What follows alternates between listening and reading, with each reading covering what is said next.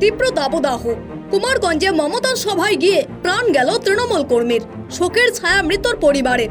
Police জানিয়েছে মৃত ওই তৃণমূল কর্মীর নাম শরীফ সরকার, বয়স 65 বছর, বাড়ি গঙ্গারামপুর থানার ফুলবাড়ির ডাঙ্গাপাড়া এলাকায়। দলীয় সূত্রের খবর অনুযায়ী কুমারগঞ্জের চক্রম রায় মাঠে এদিন দুপুরে তৃণমূল প্রার্থী বিপ্লব মিত্রের হয়ে নির্বাচনী প্রচারে আসেন মমতা বন্দ্যোপাধ্যায়। প্রখর রোদ ও তীব্র গরমকে উপেক্ষা করে যে সভাতেই কাতারে কাতারে মানুষের ভিড় জমে।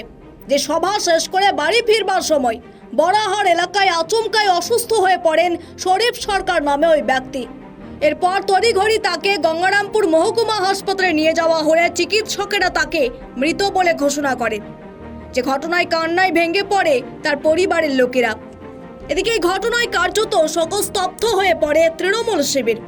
যদিও চিকিৎসকের প্রাথমিক তদন্ত অনুমান প্রখর রোদ ও তীব্র গরমের কারণেই ওই ব্যক্তির মৃত্যু হয়েছে। মৃত ব্যক্তির ভাই রেজাউল সরকার জানিয়েছেন, আমার দাদা। কি হয়েছিল? কিছুই হয়নি। আজকে মমতা ব্যানার্জির জনসভা ছিল 2024 সালে লোকসভা নির্বাচন। জনসভায় গিয়েছিল। অসুস্থ ছিল কি? না, সুস্থই ছিল।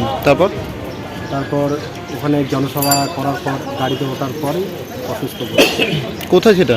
সেটা ওই ইয়েতে বড়া জনসভা যে। আপনার নাম? আমার নাম রেজাউল সরকার।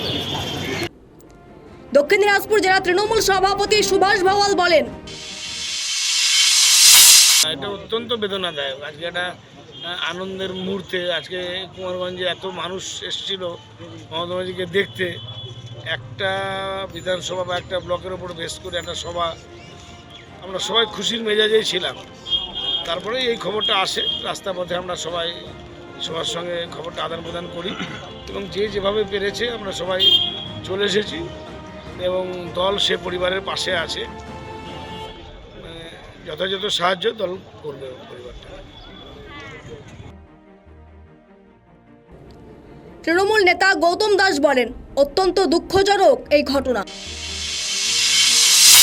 আমরা কালদিঘি হাসপাতালে আমরা কুমারগঞ্জের আমাদের সর্বোচ্চ নেত্রী রাজ্যের মুখ্যমন্ত্রী মমতা বন্দ্যোপাধ্যায়ের সভা ছিল এবং আসার পথেই আমরা জানতে পারি যে আমাদের একজন সহযোদ্ধা যে আজকের মিটিংয়ে উপস্থিত ছিল, আসার সময় হঠাৎ গাড়িতে অসুস্থ হয়ে পড়ে। তৎক্ষণাৎ তাকে হাসপাতালে নিয়ে আসার চেষ্টাও করে যারা সহযাত্রী যারা ছিল, এবং হাসপাতালে এসে ডাক্তারবাবু তাকে মৃত বলে ঘোষণা করেছে। অত্যন্ত দুঃখজনক ঘটনা, বেদনাদায়ক ঘটনা। আমরা খবর পাওয়া মাত্র আমরা যেখানে যেভাবে খবর পেয়েছি, অ্যাকচুয়ালি তার জীবনটা ফিরিয়ে দেওয়ার ক্ষমতা তো আমাদের নেই, কিন্তু অন্তপক্ষে তার পরিবারের পাশে যাতে আমরা দাঁড়াতে পারি এবং তাদের সহযোগিতার জন্য যা যা প্রয়োজন সেটা যাতে আমরা তাদেরকে সহযোগিতার হাত বাড়িয়ে দিতে পারি, সেজন্যই আজকে আমরা এই হসপিটালে সেই মুহূর্তে উপস্থিত আছি।